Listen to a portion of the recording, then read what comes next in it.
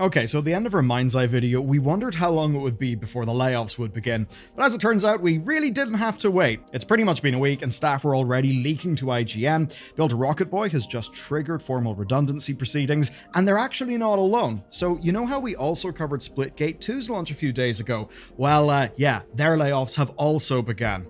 But in this story, one set of co-founders have at least opted out of their salaries. It's an interesting contrast. With all that said though, let's begin. Also, I've got an update to one of the stories that we've been following, and it's one I spotted using Ground News. So, Microsoft just announced that their next Xbox will use AMD chips, but what's interesting is how different outlets are kind of spinning this.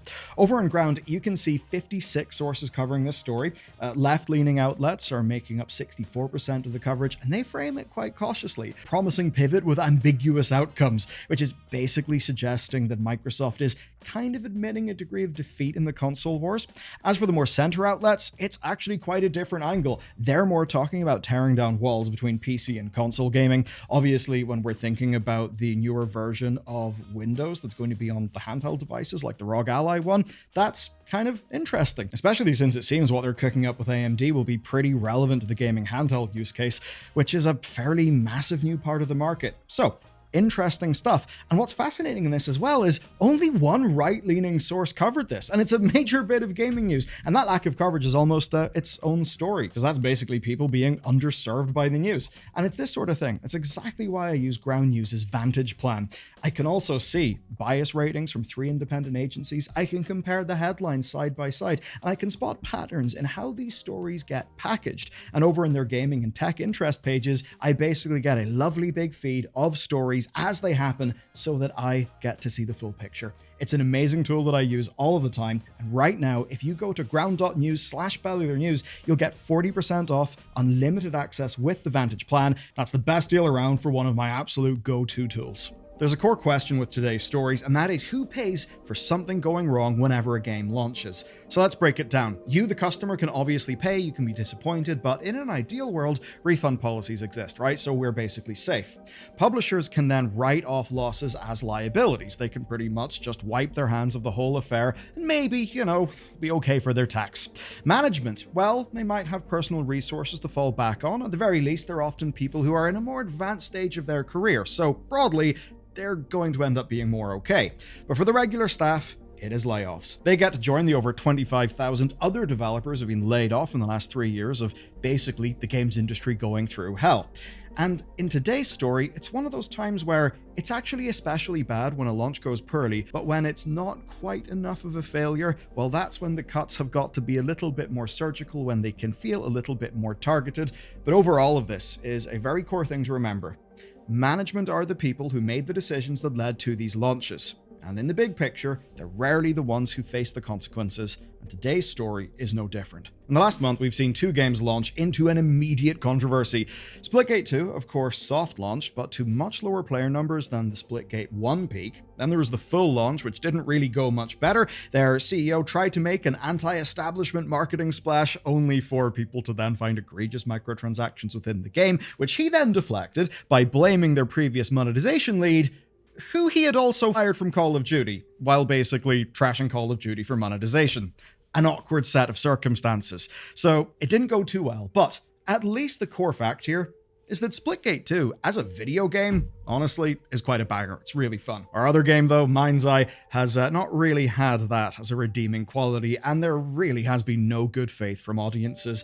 Skepticism basically dogged every announcement with this game, and the full release completely showed that the skeptics were right. They were justified. So what did we end up getting? Well, it was a disastrous launch, bugs everywhere, poorly designed systems, poorly designed missions, a complete lack of polish, a very, very bizarre game, which does actually make sense because its original vision is absurdly ambitious, but that was hamstrung by leadership who just could not give their team time to deliver something great and complete feeling. Now, at the end of our Mindseye video, we pointed the blame firmly at leadership. We basically took it for granted that the commercial messiness wouldn't really hurt them that much. Instead, as I just mentioned at the top of the video, we wondered how long before the layoffs would hit. Let's start with a clear-cut abdication of responsibility. So, IGN sources reported it first, and now the Mindseye developer Builder Rocket Boy has actually confirmed it, that they have begun the redundancy process. And in their words, these are internal changes.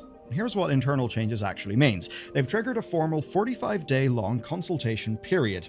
But that type of formal consultation period is something that only happens when you're laying off 100 people or more. It's a UK employment law thing.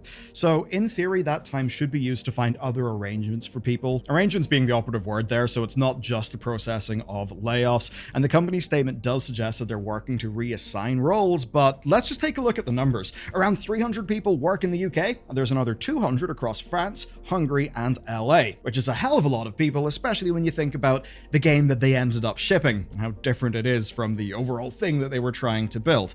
So it very much doesn't seem like everyone's going to make it through this unscathed. But what about the company as a whole? Well, the company is not shutting down. Instead, here's their statement. This shift allows us to focus on delivering ongoing updates and performance optimizations for Mindseye. And they also say they want to ensure the, quote, long-term success of Builder Rocket Boy's future ambitions. So yes, basically they need to not run out of money. And they're at least being consistent in these comms internally. IGN reviewed an email that was sent to staff, and that frames it internally as a shift from what they call an intense development and launch phase to a, quote, sustainable post-launch support phase. And of course, the elephant in the room is that that's a support phase for like the 8 people who have probably like bought the game and not refunded it. But that is actually because there's a whole roadmap to fulfill for Mindseye, especially the paid content of the premium pass that they already sold. So beyond getting the game bug-free, they've got loads of quarterly commitments because of that. There's a Hitman collab, there's full open world options, multiplayer, loads more content for the game as well. And as of right now, nothing there is cancelled. But I could totally buy that a smaller team would be able to ship all of that.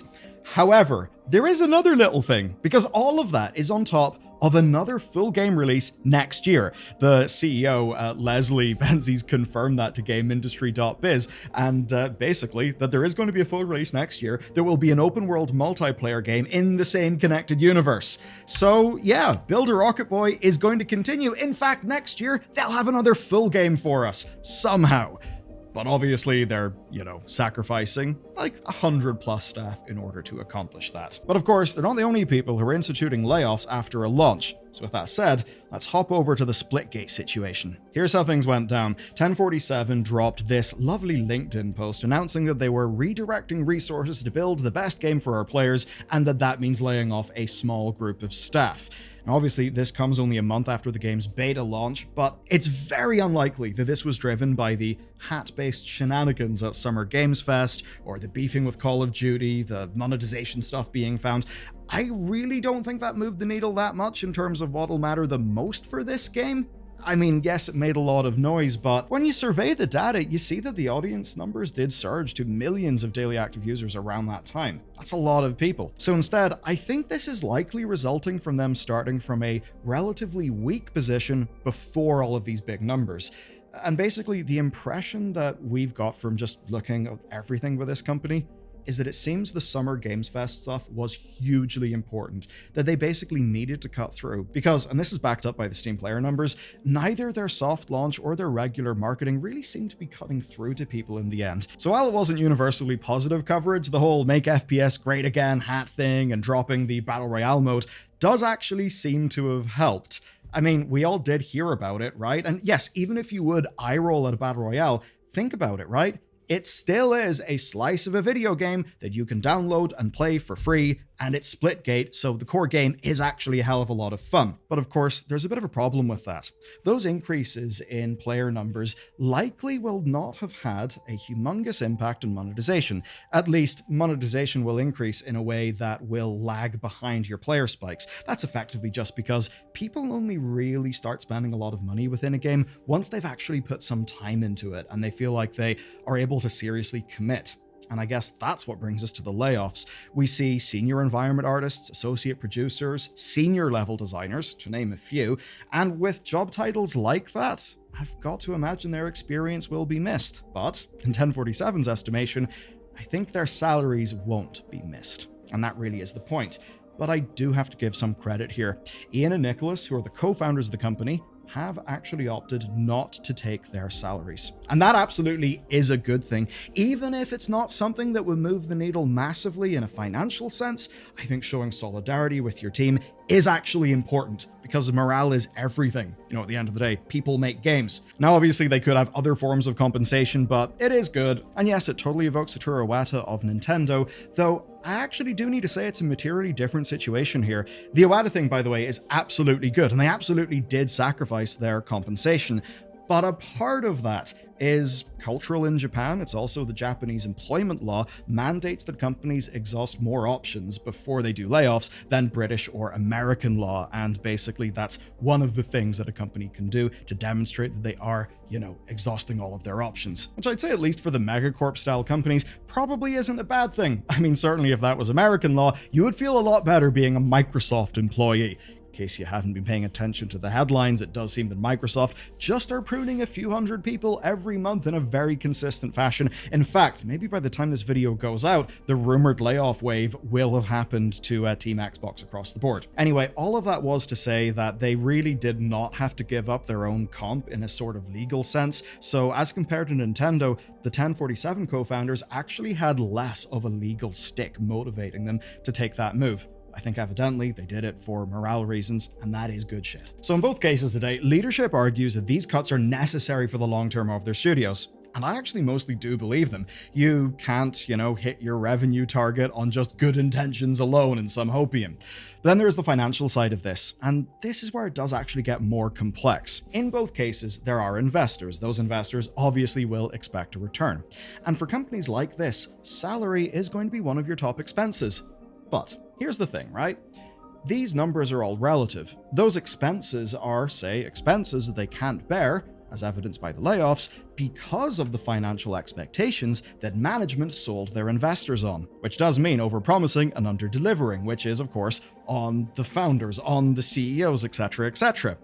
But then again, there is that challenging thing. To attract investment, you do actually have to tell a good story. If it's not a good enough story, then, you're probably not going to get that money, are you? And then there won't be any jobs for anyone. So it's one of those things where the overall system doesn't necessarily optimize for having an on average better outcome. No, it optimizes for the extremes. But beyond even that, there's an implicit element to these specific announcements and how they've been done. And it's one that goes beyond everything that we've discussed today, even beyond not revealing how many people they're even letting go. And that is the simple fact that they're doing it for you. Yep, they're doing it for you. They're laying off these people for you. Because look at the framing. If they don't fire these developers, the studio won't be able to keep working in those games. They won't be able to improve them. Your investment won't be recouped with a better game, be that your literal microtransaction investment or obviously buying the game or just emotional and time investment.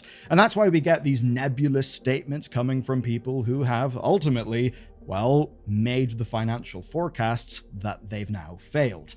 And they're designed to appeal to a very specific feeling. What they do is they create a difference between two things: the studio and the actual developers who exist within the studio.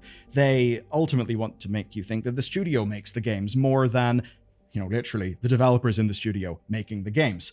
And that's kind of the point. The studio is what they want you to empathize with, regardless of who made the decisions that got us all to this point. And maybe, just maybe, if we want a better relationship between everyone involved in this damn industry, one where devs, players, publishers are not pitted together, we should start trying to hit for a more reliable, more sustainable level of success where not everything has got to be built on massive investments based on massive valuations. Because even just thinking about, actually both of the companies that we're talking about today, the investment rounds are absolutely goddamn huge. You just do have to wonder if there was ever a more lean and more responsible way of making and funding these games. And the impact of this is being felt all over the industry. I would contend it's the reason why between Summer Games Fest and all the E3 replacement stuff, why this year just kind of had weird vibes and things seemed to feel off, with a lot of people being underwhelmed. If you want to actually understand what's going on there, watch this video next.